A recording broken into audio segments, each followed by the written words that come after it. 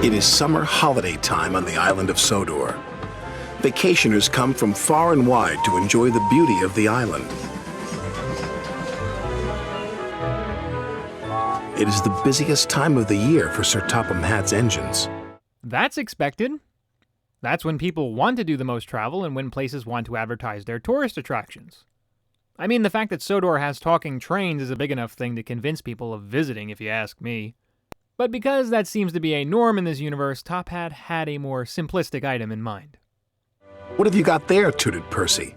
"A balloon," replied Thomas. "A party balloon?" asked Percy excitedly. "No," said Thomas. "This is a very special balloon." And he chuffed away. Soon Thomas arrived at the airfield. Ooh, now that looks cool. It sort of looks like a giant fruit roll-up or something. And is that Tiger Moth in the background over there? He's not flying, I'm surprised. Although that's what the hot air balloon would soon be doing. Thomas would think nothing of it until James put his 2 cents in. "What is that?" huffed James. "A hot air balloon," said Thomas. "It will take vacationers on rides around the island." "Taking vacationers on rides around the island is our job," wheezed James jealously. Then, as if by magic, the hot air balloon rose silently up into the sky. He does have a point there. That is what engines are for. However, I also don't see how an air balloon could compete with engines anyway. It's about as fast as a snail moving in molasses, and it can only carry a small group of people. But that didn't stop Thomas from having a changed viewpoint. Suddenly, he wasn't so excited about the balloon. The balloon could be seen by everyone on the island of Sodor. Duck gazed at it for so long, he ran into the back of Stepney. "Why, it's a floating basket with folks in it," said Donald.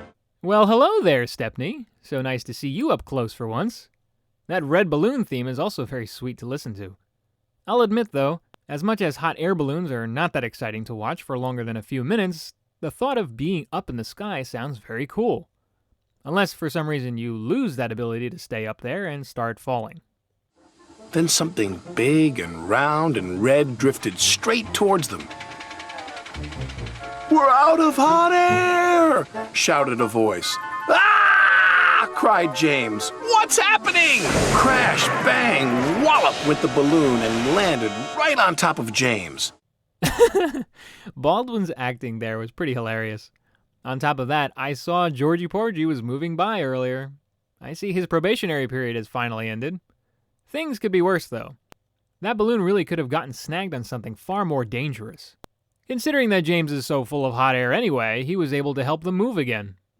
"Well done, James," called his driver. "Your hot air did the trick." "Oh no, James," cried Thomas. "You saved the hot air balloon." "I didn't mean to," groaned James. "Now it's sure to take our passengers." I don't know why, but I feel like that was an accidental Gordonism moment. I say that because James wasn't boasting here. He was expressing a concern, and somehow he incidentally helped the thing he condemned. A scenario like this is rare, I think. To James's surprise, Top Hat was pleased with James's accidental help. "Well done, James. But now the passengers will ride in the hot air balloon." Sir Topham Hatt laughed. "You're right, James," he said. "But they will need a ride home in a train." James was delighted. Oh my gosh. I can't explain it other than those few lines right there were pronounced so comically. Instead of "well done, James," it was "well done, James."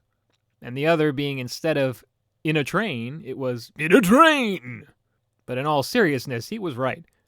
One hot air balloon is not going to replace a fleet of locomotives, and certainly not be efficient enough to handle large volumes of people. And that made James feel a lot better. Whenever James sees the red balloon, he whistles and toots. And sometimes when he's asleep at night, James dreams he can fly too. Just like the red balloon. I don't buy the whole James wanting to fly bit, but I'll let it slide. This was an enjoyable episode for a good number of reasons. For one, viewers should enjoy the transition between characters.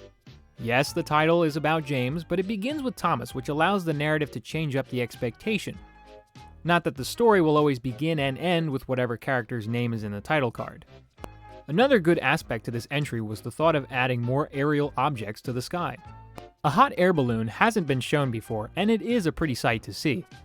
James's concern over it is understandable to some degree, but it's clarified once Top Hat explains that there should be no worry. The set pieces to this episode were nice too. Callan, Maithwaite, and Dryoss Station are all shown, as well as the windmill and the viaduct.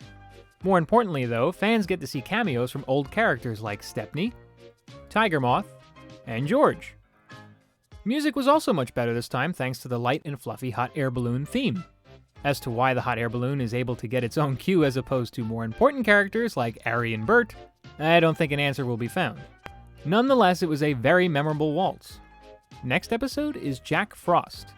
Thanks for watching.